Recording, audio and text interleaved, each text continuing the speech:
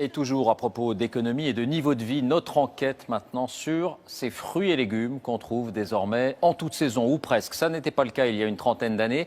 Exemple ce soir, la filière des tomates. Un pays est en train de s'imposer comme le plus gros fournisseur en France et en Europe. Il s'agit du Maroc. Dans quelles conditions et à quel prix? Laurent Desbonnets, Valérie Lucas avec notre bureau à Montpellier. Elles sont présentes sur les étals toute l'année, été comme hiver, les tomates. En ce moment, la plupart viennent du Maroc. 1,60 € le kilo, mais pas toujours au goût des vendeurs. Pas terrible. C'est pas trop la saison, hein.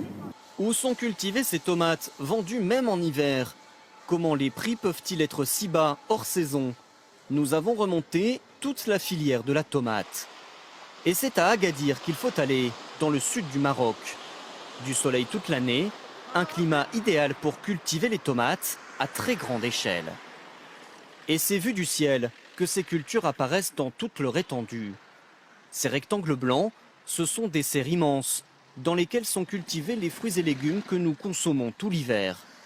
Voici ce que les agriculteurs marocains appellent le jardin de l'Europe. Omar Mounir est l'un des plus gros producteurs de la région. À 72 ans, il possède 150 hectares de serres. Alors faites attention, on a fait il y a beaucoup de portes à traverser. C'est pour ne pas laisser les moustiques rentrer. Hein. Allez, allez-y. Il vient ici superviser la récolte. Certaines tomates sont bientôt rouges, il est temps de les cueillir. Elles finiront de mûrir pendant leur transport. Sous cette serre travaillent 95 salariés. La main-d'œuvre, c'est la première différence par rapport à l'Europe. Des ouvriers payés environ 10 € la journée, tout juste 1 heure de SMIC en France. Le coût de la main-d'œuvre, c'est vrai, c'est moins cher qu'en Europe, mais ce n'est pas le même niveau de vie. Ça, il faut le reconnaître. Un avantage qui explique l'explosion de la production au Maroc. Il y a 20 ans, il n'y avait quasiment aucune serre au Maroc. Aujourd'hui, elle recouvre 6000 hectares, c'est plus que la superficie d'une ville comme Lyon. Et pour produire toujours plus et moins cher, les producteurs peuvent compter sur ce centre de transfert de technologie. Une ferme expérimentale qui n'a qu'un seul objectif, augmenter les rendements. Le directeur, c'est Brahim Wadish. Dans ses serres, il fait la chasse au gaspillage. Ici, par exemple, un système d'irrigation qui programme les arrosages à la goutte près. Ici, on veut économiser de l'eau. Donc on veut voir quelle est la dose et la fréquence optimale pour avoir le meilleur rendement. Et on peut économiser jusqu'à combien d'eau? On peut économiser jusqu'à 50% d'eau.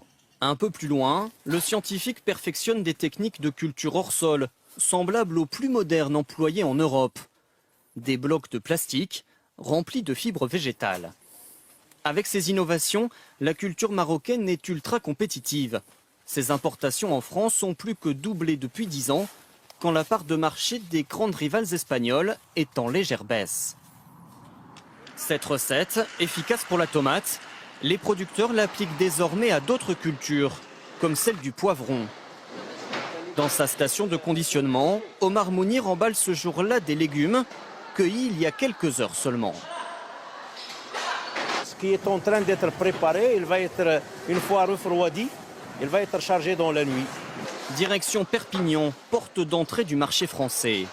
Et côté transport, les producteurs font là aussi tout pour réduire les coûts. Il y a 10 ans, toute la marchandise partait par camion. Coût 21 centimes par kilo. Le bateau est aujourd'hui moins cher, seulement 15 centimes par kilo. Désormais, 40% des tomates marocaines partent donc vers la France par la mer. Elles mettent à peine 3 jours pour arriver sur nos étals.